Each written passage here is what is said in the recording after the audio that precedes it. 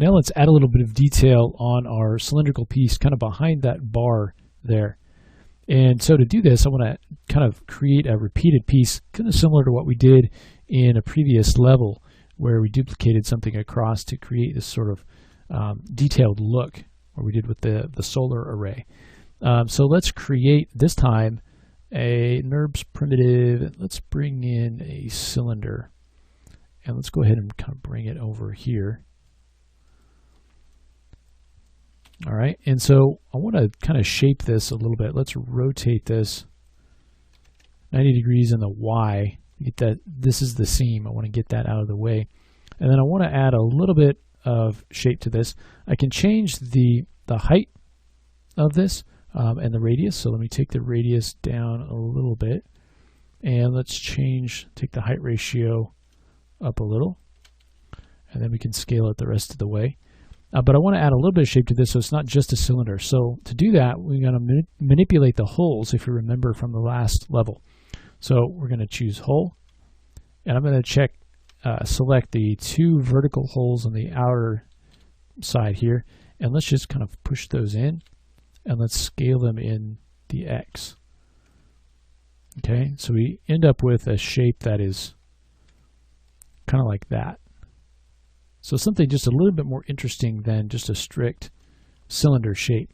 And if we want to kind of flatten off the back too, we can grab those holes, or that hole, that vertical hole on the back, kind of pull this in a little bit, and then maybe select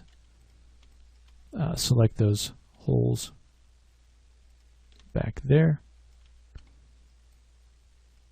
And it looks like we got the bottom. So I want that one and this one, and then we'll pull those forward. Just kind of flatten it off a little bit.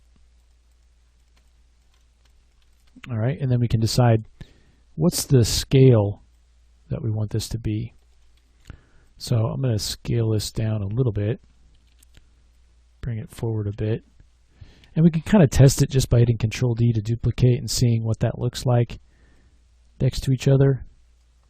So, maybe something like that is a good scale. And so we can kind of move this over.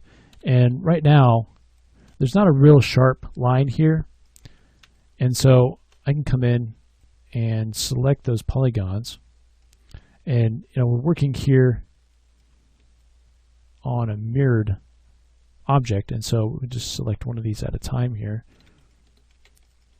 And I'll just deselect that entire loop.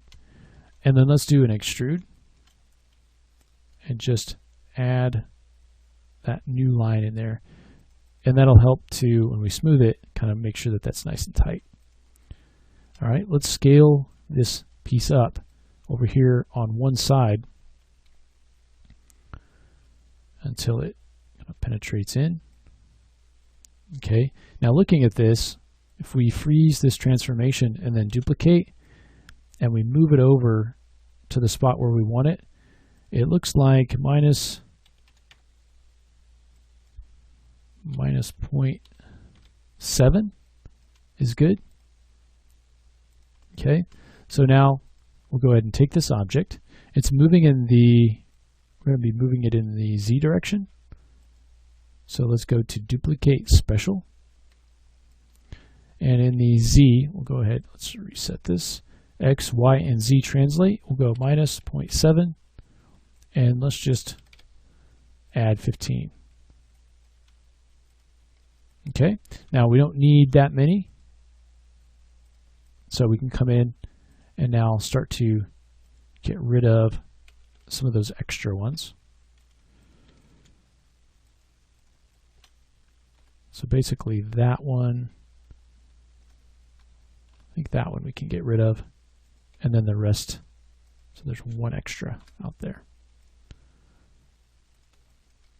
All right, now we'll come in and take the one in the middle. I'm just going to scale it up till it gets to the top of that circle, and then on either side, I'll just do it in pairs because the circle goes down equally on the sides. So just come in and scale those up, and then same thing here. So then we can take all of these new struts here that we've created. Make sure that we just delete the history and freeze those transforms. And then if we want to, kind of group that together. Center the pivot. And now we have that sort of grill shape. And it just creates a little bit more kind of an interesting look, kind of blocking in some of these open areas, just as we kind of did here.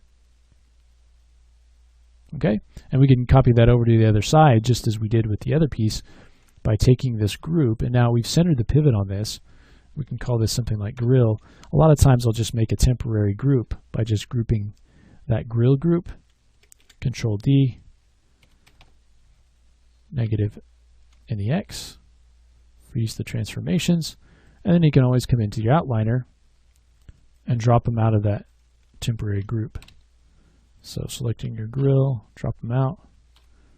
You can see because they have the same name, we'll talk about naming more later, but they have the same name, so it's added the 1 to this one. All right, so that's how we can sort of add these little grill-like struts inside there to add a little bit more interest. If you wanted to, you could actually also add a kind of a channel that comes right to the front of this to make it look a little bit more incorporated into the model. You would just add some edge loops in here to be able to create that. You can see it's a pretty tight fit in there, but you can push that in more if you wanted to. So the next thing we'll do is, I think it's ready. I think we're ready to build the handle.